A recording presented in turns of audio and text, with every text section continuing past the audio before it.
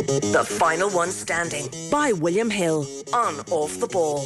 Download the app and play today. 18 plus gamblingcare.ie. Welcome along. It is Final One Standing. You've got a room of 3 people at the moment where we're not standing in the OTB group. I believe Mick McCarthy is the only person left within OTB currently. So he's already planning what to do with the charity donation. He won the league last season as well. So Mick has got form. Unfortunately, Kathleen McNamee doesn't, because she didn't get her prediction in time for the first round. How are you, Kathleen? I'm all right. That's how you ended up posting last week. I think that's how it felt to me as well. Yeah. I didn't get it in, so I had to watch all the others fall at the first and second hurdles, a little bit like David Wilson, who went on week 2. Yes, week 2, Sunderland got me against Burnley. Burnley were 3-0 winners. I don't know, I took a punt on Sunderland after the first week. I was going to say, it was very early days for Sunderland. Surely you cycle through Man City, Liverpool, Chelsea, Arsenal. I was thinking long term to try and be like, I'll keep those teams for later on. And I think I said it before here last week. I was like, the very first week, I was like, I fancy Sunderland to do well this year. And then I bottled it and picked Liverpool right at the last minute. And Liverpool obviously beat Bournemouth that week. Sunderland beat West Ham. And then I was like, right, I'll go Sunderland this week. And they let me down. You just picked the wrong week. I was on to Jonathan Wilson, Sunderland fan, during the week, and he's hopeful that they might be able to stay up. 8 points on the board after a month. He thinks that's a better return than they expected, but they've got a difficult run of games coming now.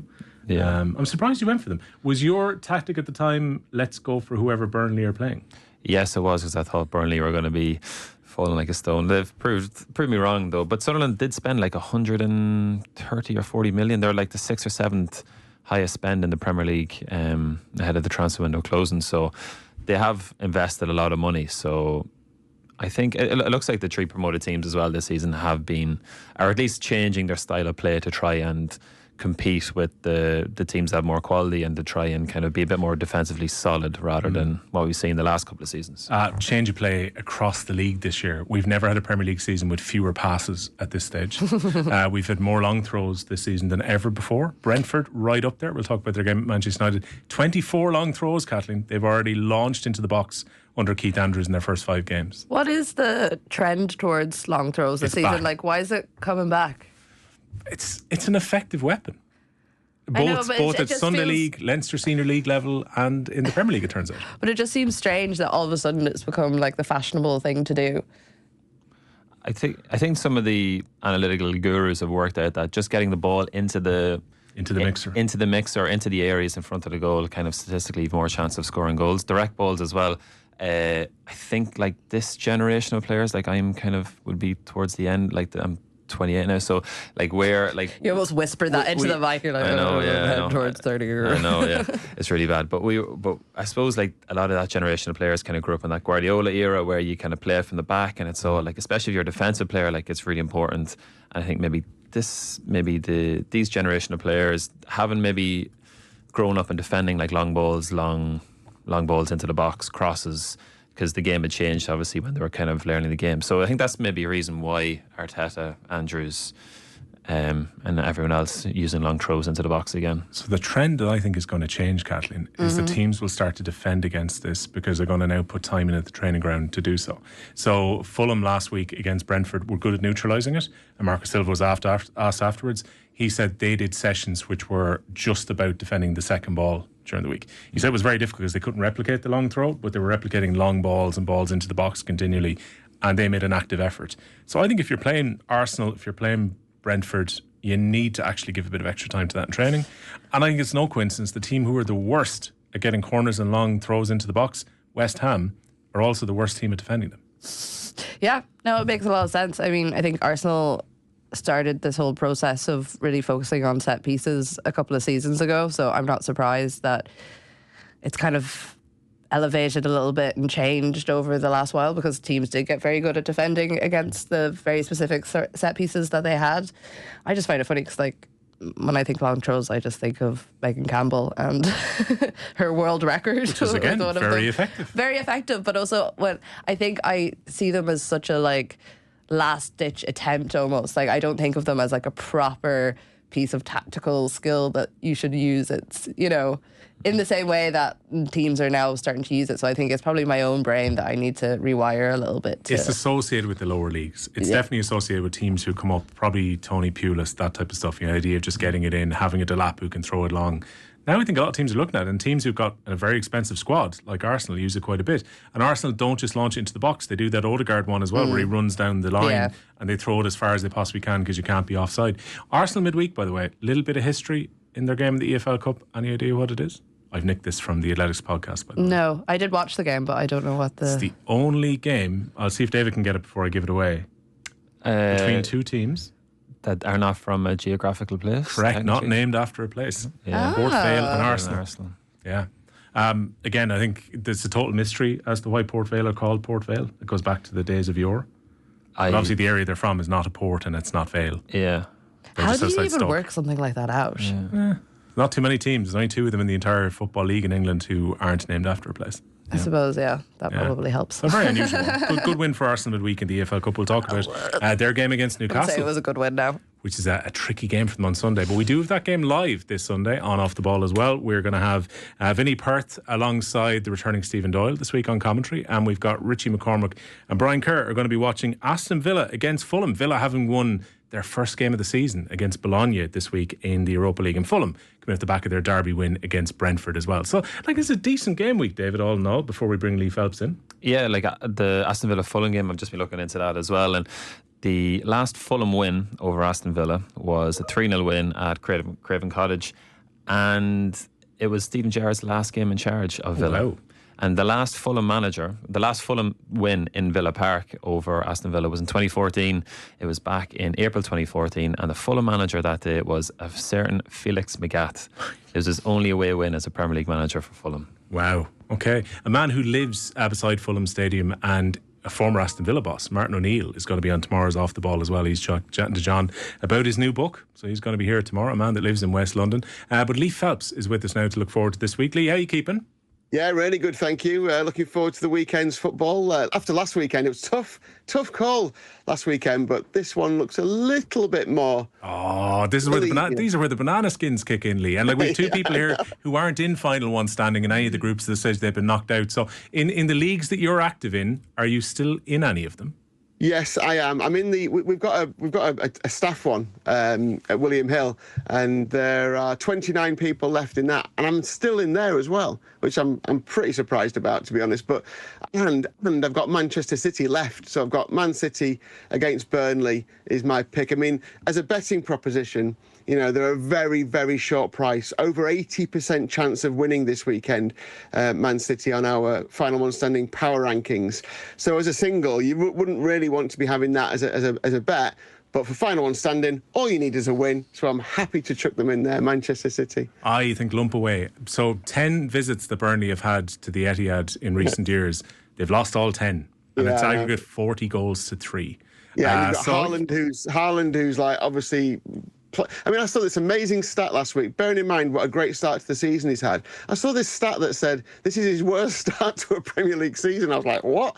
But he's got 5 goals in 3 games against Burnley as well. He's got a hat-trick against him in the Cup last season. So I do like the hat-trick for Haaland in this game, because you get impact sub as well. So if he scores 2 and he goes off, the man coming on to replace him carries on your bet. So if he scores 2 and the sub scores 1, your hat-trick gets paid out. So, yeah, I do like that. I'm looking forward to the game, actually. It's interesting Saturday, isn't it? Because you've got Manchester City, you've got Chelsea, you've got Liverpool all playing in the 3 p.m. kickoffs. Yeah, I think as well when it comes to City this week as well, Lee, the fact that they rotated their team as heavily as they did midweek as well, you would assume that they're back to full strength for this one too. Yeah, absolutely. And why, even if they have to, I mean, look, it's getting a little bit ahead of ourselves. They're 2 up at half time or whatever, but then you can start to make changes midway through the second half. And that was my thinking. Just away from final one standing for a second, there's a player for Burnley called Florentino. If you're looking for bet builders over the weekend, then I think this might be one, because you're looking at midfielders having shots on target. You're looking at Haaland, of course. Florentino to make over 2 tackles would be going in there for me. He picked up a red card for Benfica against Fenerbahce in the Champions League this season before he moved to England. He got a yellow against Forest for Burnley, and he's made 7 tackles in 2 games so far. So I think he might have his hands full against Manchester City, so I wouldn't be surprised at all to see Florentino. It's just one of those bets that just stood out to me as I was looking through and prepping for the weekend. But yeah, Manchester City, there's over 50% of picks full stop across all the final one standing leagues. So the original and the biggest, the €500,000 jackpot, we've got 16,000 there or thereabouts players left in there. Over 50% went last week, by the way, because it was such a tough week. But over 50% of players have still got Manchester City left. So we expect City to have a lot of picks. Tottenham are another team who've got a lot of people supporting them this week in final one standing. A lot of the other big clubs have simply gone, I guess. So that's why. But yeah, Tottenham at home to Wolves. Wolves are struggling, obviously. They're, second favourites for the relegation, so you'd expect Tottenham to win that one as well. So they're the two of the biggest picks of the weekend. There's in your league, there are 16 people left. 16 people. Any of you guys still in there? No, we're all out, but we got smarter listeners than us. That's why we're here. That's why they're in the YouTube comments hammering us for being wrong, and particularly being wrong about their teams as well. Like, David was just an early adopter, Lee, as it worked out. He went, I'm going against Burnley every week. He got caught out in week number 2 against Sunderland. 50% of players are going against him this week. If he was still here, happy days. He could just pick City now.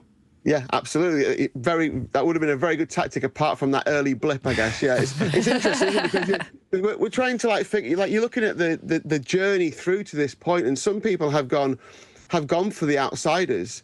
Other people have just gone for the main. So my tactic was just go for the team that you think is going to win each week. Now, obviously, you're going to get to a stage where you're running out of teams. And last week, I wasn't overly confident, with my pick. I went for Fulham in the end, and it was fine, but if I wasn't overly confident because I didn't have Liverpool left. And this is where it starts to get really interesting, I think the people who've been picking the kind of lesser fancied teams will be sitting pretty at this stage, ready to go. Deadline 12:30 Saturday.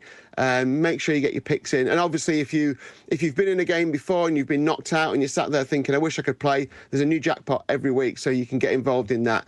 Same again, if you get knocked out this week, you can re-enter as soon as the 12:30 game kicks off. There'll be a new jackpot for next week, so there's always a chance to have a go on final one standing. Are many of the Liverpool backers, 5 wins from 5 so far, staying away from them this week? Because to me, this one stands out as a massive banana skin. Crystal Palace unbeaten in 17, already beat Liverpool this season in the Community Shield to give it its current title.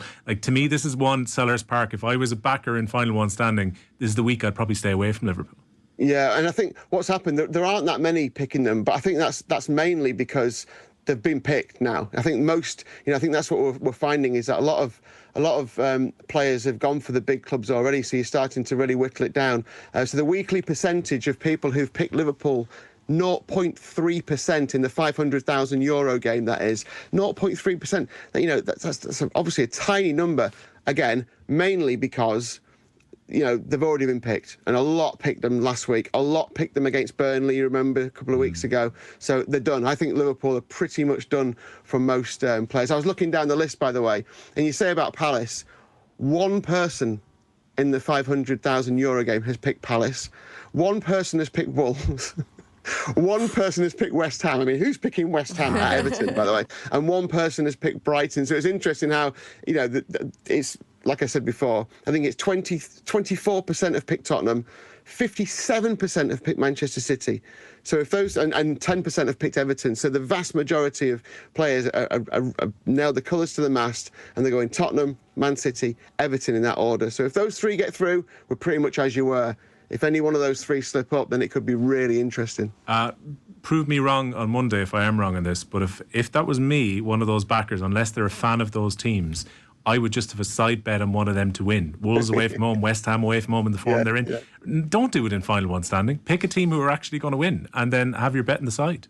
Yeah, no, absolutely. There's you'll get some decent prices this weekend because of the heavy odds on favourites. I mean, I said it's like an easier weekend. That means the traders are obviously a little bit worried. I mean, you had this strange situation last Saturday. Well, last week was a bit of a nightmare week, and I'm not expecting anyone to get violins out for us, but it was a bit of a nightmare week in terms of results last midweek.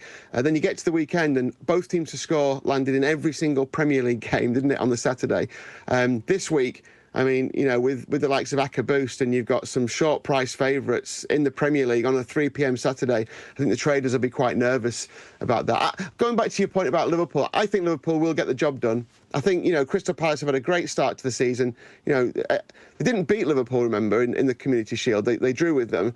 And I just think that when you look at Palace's home form, they've drawn with Sunderland and Forest, scoring 1 goal. I just think Isak will start surely with Ekitike banned after the cup red card. Isak starts, you've got Salah, you've seen what the midfield's been like. They've just got so much attacking prowess, even though they're not at their best at the moment, Liverpool. I still think they'll just have a bit too much. Got a great record at Palace, despite, I think, the Cristanbul defeat, in that, what would have been their title-winning season, lives heavy on Liverpool fans' shoulders, but I think Liverpool will have a bit too much for them, so I think they'll beat Palace. And just for I let you go, Lee, how are you guys pricing up Newcastle and Arsenal then on Sunday? It's one of our live commentary games here in Off the Ball, and Arsenal obviously hoping to pick up all 3 after drawing against City last week. Yeah, Newcastle 12-5 at home, Arsenal 23-10 the draw. Arsenal 11-10 the draw, 23-10. So Arsenal are favourites. I thought an interesting one, because I think it feels like that's priced up on Newcastle last season to me. And I know they've got Voltemade, and he's started really well, and they've got some good players. But if this was Newcastle at full strength, and they had Wissa, match fit and in the team, and Voltemade and Gordon, and everyone was firing, and I think that'd be fair enough. I think on paper Arsenal are a much better side than Newcastle. The big question mark is, will they go up there and try and win the game? If they go up there and try and win the game and attack them and put Eze on from the start in a central role for me, I think they win this game. I don't think there's any question about that. I think if we knew they were going to go and do that, they might not be 11-10. I think there might be a touch of odds on. But fascinating to see this Arsenal kind of journey this season develop, and see when are they going to really let the shackles off and just go and try and beat teams. Good stuff, Lee. Enjoy the weekend. And you, good luck to everyone in Final One Standing. And of course, Final One Standing here on Off the Ball is brought to you by William Hill. You can download the app and play today. Over 18s, see gamblingcare.ie for more details there. Kathleen, will Arsenal play with the handbrake off at St James's Park? I don't know. I found both games between the City game and then also the one against Port Vale during the week quite frustrating to watch, because I feel like they were playing with a bit of caution, and it had felt at the start of the season bar the Liverpool game, which again was a bit of a different story, but I think it felt like this team had actually decided for the first time in a long time to play with a lack of abandonment and enjoying their football, and things were starting to click, and there was new players coming in who were exciting, and you could see that, it wasn't like all of a sudden we're just dependent on Saka, and if he gets injured, all of a sudden the whole season is up in flames. Mm-hmm. But then I think we've had a few injuries the last couple of weeks, and I can kind of feel that old Arsenal creeping in a little bit to the mentality. I mean, you said a good win for them against Port Vale during the week, but once that first goal went in, that should have been floodgates open. Yeah. Whack another couple in, and instead it was 10 minutes before the end. I would argue, by the way, there's no need for them to be as conservative as they are. So they've got really good defenders. They've got 2 elite defensive midfielders in Zubimendi and Rice sitting in front of the defence, protecting it as well. Surely it should be a case of the 5 players ahead of them are given every opportunity to just attack. Yeah, but first instinct forward seems to be, and particularly last week, and look, it was addressed a little bit by the 2 subs at half time. There was a conservative first approach. You shouldn't need 2 subs at half time against Port Vale. The reason you should be bringing on 2 subs at half time is because you're 4-0 up and you're let's whack a few players on and give them an opportunity. I just think it was so descriptive of why Arsenal will probably not win a Premier League title under Arteta if they keep playing like that. David Wilson, Arsenal too conservative? I think absolutely, too conservative. The game last week against City, I felt because City were just okay, we scored after 10 minutes, Arsenal have the ball, come and break us down. We don't really believe that you have the tools to do so, especially, they brought on Eze and Saka, which made a difference. But I think Arsenal needs to be a lot more proactive. And this game on Sunday against Newcastle, is like the biggest test. Even I know like the City test obviously was a big one last week and they were already played at Anfield, but this is a game that if you're going to win the title, you're going to have to win this game. And Newcastle have won 3 of the last 4 against Arsenal in St James's Park. They beat them 4 times last season, beat them twice in the Carabao Cup semi-final as well. Newcastle have kind of had the Indian sign over Arsenal this last couple of Arsenal years. have a better record against City than they do against Newcastle. Yeah, and Eddie Howe's first game in charge was actually against Newcastle, and they won that game. But like, this is a massive test of their title credentials, and if they'll go into this game, I think more than likely 8 points behind Liverpool, 4:30 on Sunday. If Liverpool beat Palace tomorrow, 8 points after 6 games is already a big gap. So Arsenal, I think, have no other choice than to go for it and win this game. Does 5 points already feel significant? So the last 2 5-point leads, one was converted into a title, one wasn't. So Liverpool's league title in 1920 was a 5-point lead at this stage after 5 games, and City in 15-16, when they didn't win the league, had this lead. So this is the third time in the last kind of 20 years this has happened. It's like it's an immaculate start from Liverpool.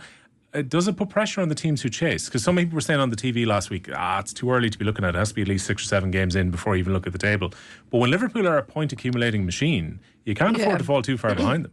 Yeah, and I also think if you look at Liverpool this season, it's not that they've been absolutely immaculate in the way that they've played. Like, they have had their issues at different points and they have leaked goals at different points, but they just have this incredible ability to win and to scrape through some of the games that they have played, which you don't see with teams like Arsenal or even any of the teams chasing. Like, if you look at the top 5 there, Arsenal, Spurs, Bournemouth, Crystal Palace, you can't look at those and think any of them are really going to put a challenge to Liverpool in terms of the squads that are there, apart from potentially Arsenal, depending on if they do stop playing as conservatively as they do.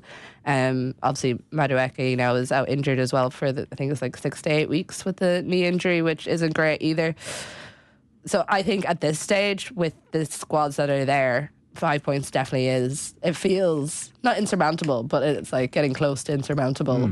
That's a significant start. It really is. So Liverpool, David, when it comes to this game against Crystal Palace, so mentioned earlier on, 17 games unbeaten now for Palace.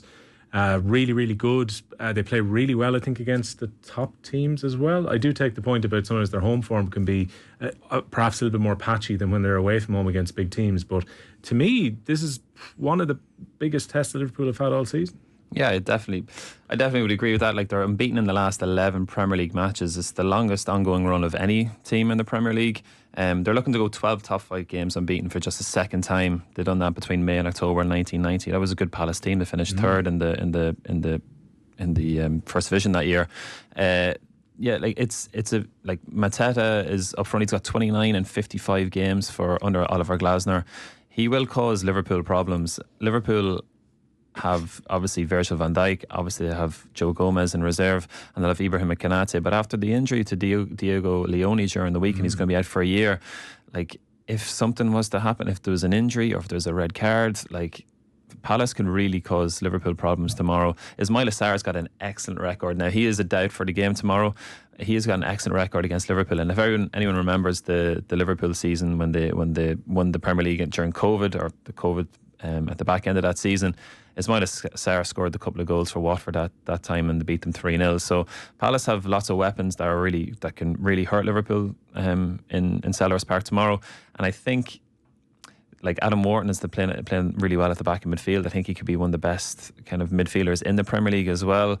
Liverpool haven't clicked yet in midfield. Gravenberch has been excellent. Florian Wirtz hasn't kind of reproduced his Bayer Leverkusen form just yet. Was last week's midfield the best midfield? And maybe that means Wirtz goes to the left. Particularly now that Ekitike is out, Isak could go through the middle.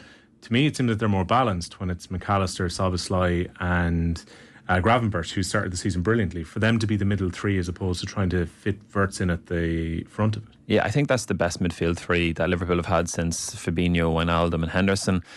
Although I think Alexis McAllister still isn't at the level that he was this last kind of season or so. He still seems to be kind of... Now, he's missed a part of pre-season as well. Baby in the house, which kind of slowed things down a bit. Yeah, I guess so.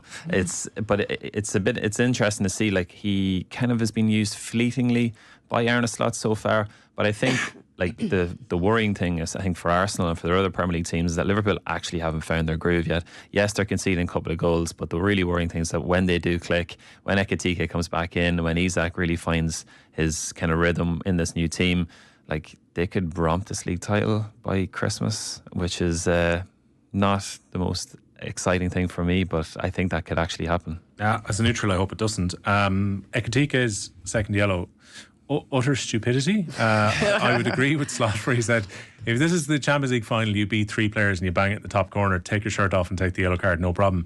This is the 3rd round of the League Cup. I know. What was going through his head? Like, did he just forget that he had a yellow card Show already? off his name. That's all he was about. Was that like a go back at like, oh, they started Isak ahead of me? Was that like, oh, don't forget about me, I'm only in the door? Was that what that was about? Well, he's definitely not going to be forgotten about now, but for all the wrong reasons. Yeah, the goals he's already scored means I think everyone is very aware that he's incredibly available and ready to go. But even with Isak scoring, Isak still doesn't look fully sharp, so I think Ekitike would have probably started at 9 this weekend. I just can't imagine in what world you decide to do that and get yourself sent off for something as stupid as taking off. Like, I already think it's stupid that you get yellow carded for taking off your jersey anyways. I think it's a stupid rule. But like, why? What was going on in his head? He loves the League Cup. That's what it's all about. He's like, don't give away your Champions Leagues and your leagues. I'm about the EFL Cup and we're into round 4. Was what Ekitike was thinking. Okay, I suppose he it means loves a rainy night. He does. And this is going to be such a weird game for Mark Gay as well. Like, what could it been? If he was possibly less professional, he's probably playing against Crystal Palace. Yeah, probably. But he done everything kind of by the book and right. Bangs and in a goal literally the game before and goes, I've been the man here. Yeah, and then they don't get the deal done. Obviously there was kind of rumours that would Glasner leave if Gahey was let go like right at the last second. If he does put on the red of Liverpool, like is that going to happen? Like Real Madrid are rumoured to be interested now this week. Could they steal him from under the noses of Liverpool? I assume he's not going to sign a contract, so he will walk as a free agent next summer. And it all probably depends on where Konate is this time next year as well. Yeah. He's been heavily linked with Real Madrid as well. Madrid love a free transfer. Don't be totally surprised if they bring in both of them, because their centre backs are ageing at the moment. And they could do with a couple of players in potentially. So Steenhausen hasn't started well there. No, he hasn't. So that's Palace against Liverpool, 3 o'clock tomorrow. Brentford against Manchester United is the early kickoff, Kathleen. Manchester United lost 4-3 in this game last year. It was an absolute thriller. They haven't won away from home in the Premier League since March. And they haven't done 2 in a row under Ruben Amorim yet. Yeah, I mean, all things point to Keith Andrews shaking his hand tomorrow and going, unlucky, buddy. I mean, what can you say about United this season so far? What can you say about Amorim? It'd be great, I think, for Keith Andrews if he did manage to get the win over United. Like, no matter how far they fall as a team, I think it's still seen as a massive scalp, no matter what. I think that with this United team, I just don't know what the recipe is to get them back on their feet. I mean, I feel like every week I come on the show or one of the other off the ball shows and I say, like, surely they can't fall any further, and then they break some other record that they've never broken in their history before for losing. Brentford obviously had like a tough experience last weekend. In that game, looked like they were like got off on the right foot and then just crumbled a little bit. But I do think that this could be a really good win for them if they can play their cards right, and if the Manchester United that we've seen over the last couple of weeks and months, potentially even seasons, years. I was trying to be nice. I didn't want to like have our Manchester United listeners crying of a Friday evening. I'll save that for the early kickoff tomorrow. David, give some optimism to Manchester United fans here. The guy looking for the haircut, he's only 4 away now at this stage. He's only 4 away, but like United haven't won 5 games in a row like since 2023 or 4, I think is what I seen. He said in a TikTok during the week. I think that if you look back to the game against Chelsea last week, that was a complete anomaly. Like the first 20 minutes of that game was like some sort of biblical rainfall that only Manchester seems to get. Like United did start well. They were super intense in how they pressed. They got the ball launched really, and they played off Šeško, and they got a bit of luck with the red card, which was definitely a red card for Robert Sanchez. I don't think you can read anything into that game because United were 2-0 up and cruising really, and then Casemiro gets I can see why he's frustrated with the second yellow, but like you just don't need to make that tackle. They're two silly yellows. Yeah, and then United obviously were kind of holding on. Now it seems like the talk this week that Kobbie Mainoo has been training really well, and he's been in banging on Ruben Amorim's office door and saying that means Ugarte strikes. Yeah, so I'm gonna play as a number 6. So I think Ugarte probably starts tomorrow. Ugarte has not been has been one of the worst £50 million signings that United have made, and United have made a few over the last couple of years. So whether Kobbie Mainoo does see game time tomorrow, like I think from a fan's perspective, United fans would love to see him start, but there's no evidence bar the first 15-20 minutes of a game against Chelsea that United will win that game against Brentford at lunchtime on Saturday. Yeah, I'd be sticking away from them if I was on final one standing. If you guys were picking a team this week, Kathleen, who would you pick? Oh, that's a good question. You can't pick Man City because everyone else has done that. I mean, I kind of, after that discussion, want to go for Brentford just for the crack. I think... I'll give mine away. I'd go for Spurs this week. Yeah, I think Spurs beat Wolves. I know Wolves had a win midweek, but Spurs look solid and they look good at home. Go Fulham. Okay. You reckon Fulham are winning the Villa Park? Yeah. You don't think Villa have turned a corner after the Bologna result? 2 goals scored in their last couple of games. Heady days for them. Yeah. I don't know. I'm not convinced. Maybe I've been listening to too much of Mick McCarthy. I tried to give producer Mick an open door to talk about Villa on Monday, and he very promptly closed that door and went, no, let's talk about Arsenal against Man City. He didn't want to talk about Villa at all after the draw against Sunderland. Who would you pick, Dave? I would agree with you and pick Spurs. I was really impressed with them after they conceded the 2 goals against Brighton last Saturday.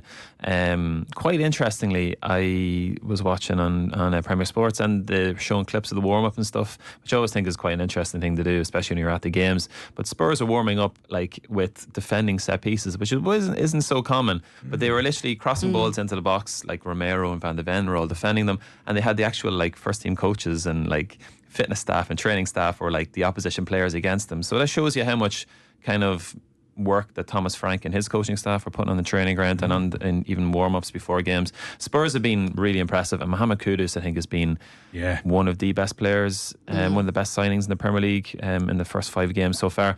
I fancy him to beat Wolves. Wolves have not been good. They look like they're going to struggle to score goals, and now they're leaking goals too. I still think Vitor Pereira will do a job and get them out of the bottom 3. He has a new contract. I know Jurgen Strand-Larsen also did sign a new contract as well. But Spurs have been impressed with Thomas Frank. They're level on points with Arsenal, and kind of no one's really talking about them for a top 4 challenge. Well, poor Eve was knocked out last week because she went for Spurs. Again, I can't believe she picked them going to Brighton, which is a graveyard for them. Yeah. She did kind of say herself whenever we were on final one standing that she felt like she had made a mistake. She got too excited too fast. She was watching the Traders and dressing up for the final of the Traders on Tuesday. Got too ahead of herself and went, I'll lump on Spurs in a game where you want Spurs, you wait for this week. Spurs at home to Wolves and you pick them. She didn't want to pick Spurs though this week because she's going to the game and she didn't want to jinx herself. That's fair enough. She should see a good game, I think, tomorrow evening. That is the late kickoff. The 8 o'clock slot has become a long day. Premier League on a Saturday. So the games this weekend, then you've got Brentford against Man United lunchtime tomorrow. Chelsea against Brighton, Crystal Palace, Liverpool, which could be game of the weekend. Leeds versus Bournemouth, Man City against Burnley. You've got Nottingham Forest, Ange finally getting a home game. Started with 3 away games, just the way the fixtures fell, taking on Sunderland. You've got Spurs against Wolves, then the late game. And on Sunday, our 2 live games here on News Talk will be Aston Villa against Fulham, 2 o'clock, and a 4:30 kickoff for Newcastle against Arsenal. And then on Monday, to round off your weekend nicely, you've got West Ham, who basically their fans are just memeing Graham Potter at this point. So that is the point they've got to with the season. It is the best thing I've seen in a long time on Twitter. Yeah. Possibly don't share any of them on this show, but have a look yourself if you're on X, formerly known as Twitter. And West Ham go to Everton's new stadium, as I will call it, for at least another 6 months for the 8 o'clock kickoff on Monday. That has been Final One Standing. My thanks to Kathleen and to David. We'll see you again next Friday. The Final One Standing by William Hill on Off the Ball. Download the app and play today. 18 plus gamblingcare.ie.